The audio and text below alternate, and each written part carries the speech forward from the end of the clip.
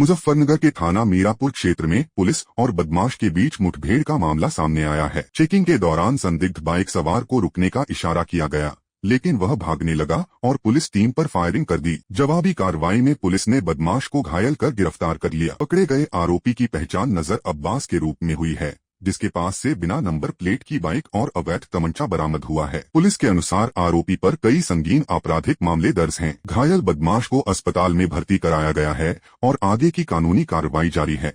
आज थाना मीरापुर की पुलिस फोर्स द्वारा जॉली रोड बीआईटी चौकी के पास में संदिग्ध वाहनों और व्यक्तियों की चेकिंग की जा रही थी। चेकिंग के वक्त एक व्यक्ति ककरौली की तरफ से बाइक पर आता दिखाई दिया, जिसकी बाइक पर नंबर प्लेट नहीं थी। पुलिस ने उसे रोकने की कोशिश की, रोकने पे वो रुका नहीं और उसने बाइक खेतों की तरफ घुमा ली और पुलिस पार्टी पर फायर करते हुए भागने की कोशिश की। पुलिस ने घेर घोट कर उस जवाबी फायरिंग में उसके पैरों में गोली लगी, घेर घोट कर उसे पकड़ा। जो अभियुक्त है उसके पैर में गोली लगी है, उसका नाम नज़र अब्बास है और वो ग्राम तिस्सा थाना भोपा का रहने वाला है। इसके पास से पुलिस को एक बाइक बरामद हुई है जो कि चोरी की है और एक तमंचा और एक खोखा कारतूस बरामद हुआ है। अभियुक्त ने यह स्वीकार किया है कि इसने ये बाइक इसी सप्ताह थाना जनकपुरी सहारनपुर से चोरी की थी और यहाँ पर ये एक घटना को अंजाम करने के लिए फिराक से ही आया था।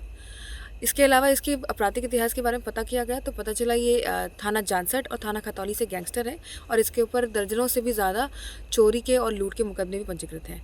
अभियुक्त को भेज दिया गया है अस्पताल और इसकी विधिक कार्रवाई की जा रही है। मुजफ्फरनगर के भोपा थाना क्षेत्र के गांव सीकरी में कथित जबरन धर्मांतरण के मामले ने तूल पकड़ लिया है। इस मामले को लेकर क्रांति सेना का एक प्रतिनिधिमंडल जिला अध्यक्ष मुकेश त्यागी और महिला मोर्चा अध्यक्ष पूनम चौधरी के नेतृत्व में एसपी देहात से मिला और कड़ी कार्रवाई की मांग की। आरोप है कि राकेश नाम के युवक को लालच, धमकी और दबाव देकर जबरन धर्म परिवर्तन कराया गया और उसका वीडियो बनाकर वायरल किया गया, जिससे पूरे क्षेत्र में आक्रोश फैल गया। प्रतिनिधिमंडल ने दोषियों के खिलाफ सख्त कार्रवाई की मांग करते हुए कहा कि इस तरह की घटनाएं सामाजिक सौहार्द के लिए खतरा हैं। वहीं एसपी देहात ने भरोसा दिलाया कि पूरे मामले की निष्पक्ष जांच कराई जाएगी और जो भी दोषी पाए जाएंगे उनके खिलाफ कड़ी कानूनी कार्रवाई की जाएगी। उन्होंने स्पष्ट किया कि किसी भी व्यक्ति को जबरन या धोखे से धर्मांतरण कराना कानूनन अपराध है और इस पर सख्ती से निपटा जाएगा। मैं पूनम चौधरी, जिलाध्यक्ष महिला मोर्चा क्रांति सेना से। हमारे साथ जिलाध्यक्ष मुकेश त्यागी जी और सभी हमारे वरिष्ठ पदाधिकारी आज हमारे साथ आए हैं। ये जो आप लोगों को पता ही होगा कि भोपा में जो कितना बड़ा प्रकरण चल रहा है, एक राकेश नाम के लड़के को मोहरा बनाकर उसको मात्र 100 रुपए देकर जो वीडियो बनाई है, जो धर्मांतरण का कार्य किया गया है, बहुत ही घिनौना कार्य किया गया है। तो उसी मध्य में आज हम एसपी देहात जी से मिलने आए थे। एसपी देहात जी ने बहुत ही अच्छे से उनकी कार्रवाई करी है और पूरा का पूरा होमवर्क करके रखा हुआ था और बहुत ही अच्छे अधिकारी हैं। हमें इनसे मिलकर बहुत ही अच्छा लगा। इन्होंने पूरे ही उनका मतलब जो है उनकी घर में कैसे हुआ, क्या हुआ, सभी हमें बताया। तो हमें निष्कर्ष ये निकाला है हमने उनसे कि जो राकेश नाम का लड़का जो उनके यहाँ पिछले कई सालों से काम कर रहा था, तो उसको मोहरा बनाकर घर में जो उनके झगड़े चल रहे थे, अख्तर के घर में जो काम कर रहा था उसको मोहरा बनाया गया है कि आपस में परिवार में झगड़ा था, रंजिश थी, तो किसी को भी बुलाकर उससे वीडियो बनवाई है, धर्मांतरण का काम किया, जो कि बहुत ही घिनौना, बहुत ही गंदा कार्य है। पब्लिक को भड़काने का काम किया गया है और जो वीडियो वायरल हुई है वो सबसे ज्यादा गुनाहगार हैं जिन्होंने ये वीडियो वायरल करी है। तो यही हम आज एसपी देहात जी से बोलने आए थे। एसपी देहात जी ने 2-3 दिन का समय दिया है, उनको पकड़ के अरेस्ट किया जाएगा। मुजफ्फरनगर से एक ऐसा मामला सामने आया है जिसने मिशन शक्ति जैसे अभियानों पर सवाल खड़े कर दिए हैं। बिहार के मुंगेर की रहने वाली ज्योति कुमारी ने अपने ससुराल पक्ष पर गंभीर आरोप लगाए हैं। पीड़िता का कहना है कि शादी के बाद से ही उसे लगातार मानसिक और शारीरिक रूप से प्रताड़ित किया जा रहा है। हालात इतने बदतर हो गए कि उसे और उसके मासूम बच्चों को खाने तक से वंचित रखा गया। पीड़िता पिछले कई महीनों से इंसाफ के लिए दर दर भटक रही है और अपने बच्चों को गोद में लेकर कभी एसएसपी कार्यालय तो कभी डीएम दफ्तर के चक्कर काट रही है, लेकिन अब तक कोई ठोस कार्रवाई नहीं हुई। यह मामला प्रशासन की कार्यप्रणाली पर भी गंभीर सवाल खड़े करता है कि आखिर महिला सुरक्षा के दावों के बावजूद पीड़िता को न्याय क्यों नहीं मिल पा रहा है। अब देखना होगा कि इस खबर के बाद प्रशासन हरकत में आता है या नहीं और क्या पीड़िता को न्याय मिल पाता है या उसे यूं ही संघर्ष करना पड़ेगा। बिहार मुंगेर जिला से हूँ। मेरी शादी 2012 लास्ट 19 सितंबर को हुई थी, जब केदारनाथ में हमला हुआ था ना, उधम उसी टाइम की बात है शायद। दिक्कत यही आ रही है कि वे परेशान करते हैं, बोलता है कुछ खाने कुछ नहीं है, तुमने वहाँ से क्या मिला है, क्या परेशान करते हैं। बोली कि तुमने लालच में की हो शादी, फिर जो मुझे इस तरह से मारपीट करते हो मुझे वो नहीं। उसका तो नाम सुमित है, वो ड्रिंक करते हैं, मैं उन्हें क्या कह सकती हूँ। यही कहा है मैं दक्षिणी कृष्णापुर। शादी हुई थी चौधरी परिवार में, सिंह चौधरी है मैं जी। और उनका नाम एक तो सीटू चौधरी है।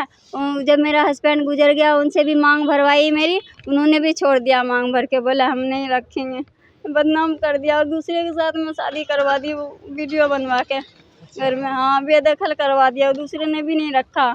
और उसके बाद फिर इसके साथ से फंसा के मुझे इससे शादी करवाया, बोला कि नहीं करेगी तो तेरे बच्चे वो कर देंगे। सुमित गर्ग से हुआ अब तीसरी शादी। पहले शादी संसवीर सिंह से हुआ था, उनसे एक लड़की एक लड़का है। दूसरी शादी उसके भाई के साथ बैठाया था लेकिन उन्होंने नहीं रखा था। जब वे लड़ाई झगड़ा आपस में करने लगे, मैं अकेली थी, मैं उससे आपस में लड़ रहे थे, हम नहीं रखेंगे। वो बोला मैंने वो ऐसे बेमन्ना करके फंसा दिया गया, ऐसे पैसे दिया होगा कैसे, तो बोला कि किसी से शादी कर। जब उन्होंने शादी करवा, अब मैं नहीं जानती इस बात से, यही गवाही देंगे ना मेरे ससुराल वाले।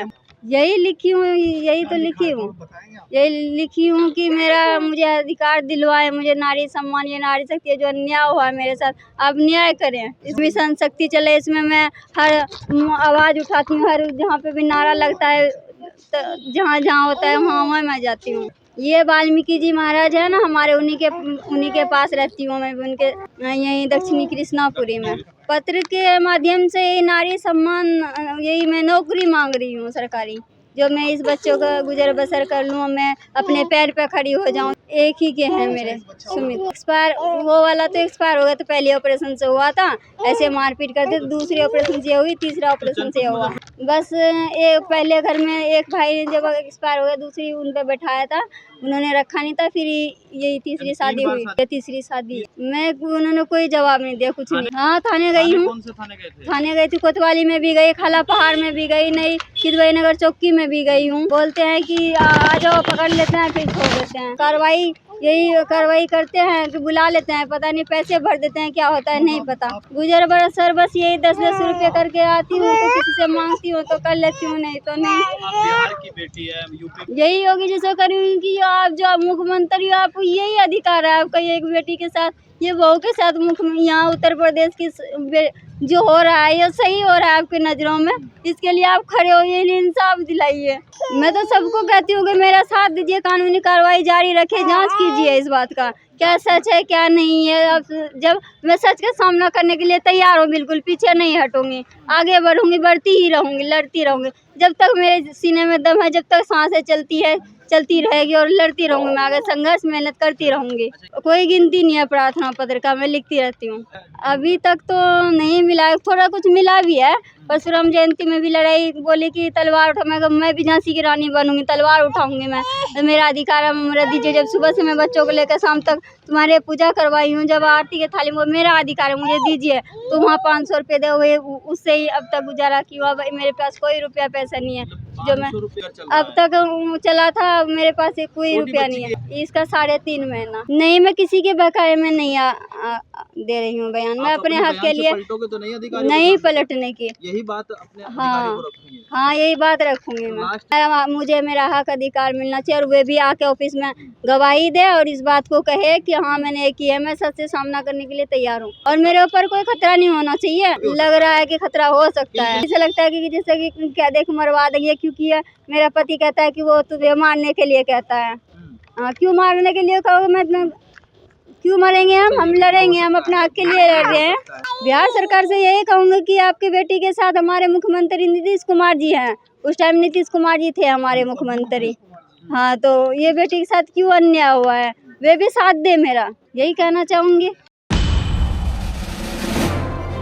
लखनऊ से इस वक्त की बड़ी राजनीतिक खबर सामने आ रही है, जहां महिला आरक्षण संशोधन विधेयक पास न होने के विरोध में भारतीय जनता पार्टी द्वारा एक विशाल महिला आक्रोश रैली का आयोजन किया गया। इस रैली में उत्तर प्रदेश के मुख्यमंत्री योगी आदित्यनाथ, डिप्टी सीएम केशव प्रसाद मौर्य और ब्रिजेश पाठक सहित योगी सरकार के कई मंत्री और वरिष्ठ नेता शामिल हुए। रैली में प्रदेश के अलग अलग जिलों से आई हजारों महिलाओं ने भाग लेकर महिला आरक्षण के समर्थन में जोरदार नारेबाजी की और अपनी मांगों को बुलंद किया। बीजेपी नेताओं ने इस मौके पर विपक्ष पर सीधा हमला बोलते हुए आरोप लगाया कि विपक्ष ने महिला सशक्तिकरण के इस अहम विधेयक को रोककर देश की महिलाओं के साथ अन्याय किया है। वहीं रैली के दौरान मंच से महिला सुरक्षा, सम्मान और राजनीतिक भागीदारी को लेकर कई बड़े संदेश दिए गए। पूरे आयोजन को देखते हुए प्रशासन भी पूरी तरह अलर्ट रहा। शहर के प्रमुख चौराहों और रैली मार्गों पर भारी पुलिस बल तैनात किया गया, बैरिकेडिंग की गई और सुरक्षा के व्यापक इंतजाम किए गए ताकि किसी भी तरह की अव्यवस्था न हो। यह रैली न सिर्फ एक राजनीतिक प्रदर्शन के रूप में देखी जा रही है,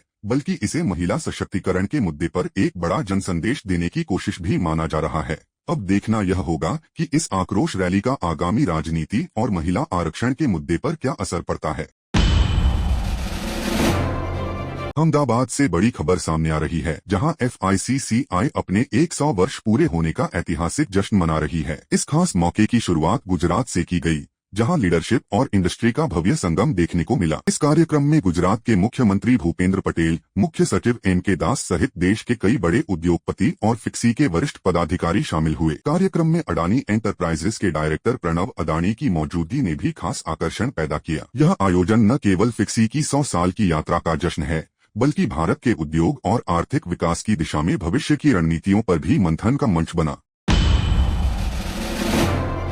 अहमदाबाद से बड़ी खबर सामने आ रही है, जहां IPL 2026 में मुंबई इंडियंस ने एक बार फिर अपनी चैंपियन टीम वाली पहचान दिखा दी है। गुजरात टाइटंस के खिलाफ 99 रन की बड़ी जीत दर्ज करते हुए मुंबई ने न सिर्फ मुकाबला अपने नाम किया, बल्कि पूरे टूर्नामेंट में अपनी मजबूत वापसी का ऐलान भी कर दिया है। इस मैच में मुंबई इंडियंस ने शुरुआत से ही आक्रामक रुख अपनाया और बल्लेबाजी से लेकर गेंदबाजी तक हर विभाग में शानदार प्रदर्शन किया। गुजरात की टीम इस दबाव को झेल नहीं सकी और पूरी तरह बैकफुट पर नजर आई। मुंबई इंडियंस का इतिहास भी यही बताता है कि यह टीम शुरुआती झटकों के बाद ही असली खेल दिखाती है और बड़े बड़े मुकाबलों में वापसी करना इसकी खास पहचान रही है। इस जीत के बाद टीम का आत्मविश्वास काफी बढ़ा है और प्लेऑफ की रेस में भी उसने खुद को मजबूती से खड़ा कर लिया है। अगर मुंबई इसी लय में खेलती रही तो एक बार फिर IPL 2026 में बड़ा उलटफेर देखने को मिल सकता है। फैंस को भी अब उम्मीद है कि 5 साल बाद मुंबई इंडियंस एक और ट्रॉफी अपने नाम कर सकती है। आने वाले मुकाबलों में टीम का प्रदर्शन बेहद अहम रहने वाला है, क्योंकि हर जीत उन्हें खिताब के और करीब ले जाएगी। अभी ये है कि अगले 3 से 4 दिन टेम्परेचर बढ़ेंगे। अभी जो तापमान चल रहे हैं और पंजाब और हरियाणा के ज़्यादातर एरियाज में 40+ चल रहे हैं और जो रोहतक है उसमें 42.3 हाईएस्ट टेम्परेचर रहा पिछले 24 घंटे। पंजाब में बठिंडा में 41 और इसी तरह से जो है रोहतक और नारनौल में कुछ हीट वेव कंडीशन रही। इसी तरह पंजाब में भी 1-2 पॉकेट्स में आने वाले समय में 4 से 5 दिन कई जिलों में पंजाब और हरियाणा में लू की स्थिति बनेगी। टेम्परेचर जो है 40+ जाएंगे और उसके लिए हमने येलो अलर्ट रखा हुआ है। और इसके बाद जो है फिर जो है एंड के अप्रैल एंड में कुछ संभावना है, कुछ वेदर आएगा, कुछ मौसम खराब हो सकता है, लेकिन अभी ये स्थिति कंटिन्यू करेगी। गर्मी से देखिए अभी तो नहीं है, अभी तो 4 से 5 दिन टेम्परेचर यही रहेंगे, ज़्यादा रहेंगे, सामान्य से बढ़ेंगे और अभी इमीडिएट राहत तो नहीं है, लेकिन जैसे अभी इंडिकेशंस है कि अप्रैल एंड में कुछ बारिश कुछ जो है मौसम खराब रह सकता है, उसके चलते कुछ टेम्परेचर कंट्रोल हो सकते हैं।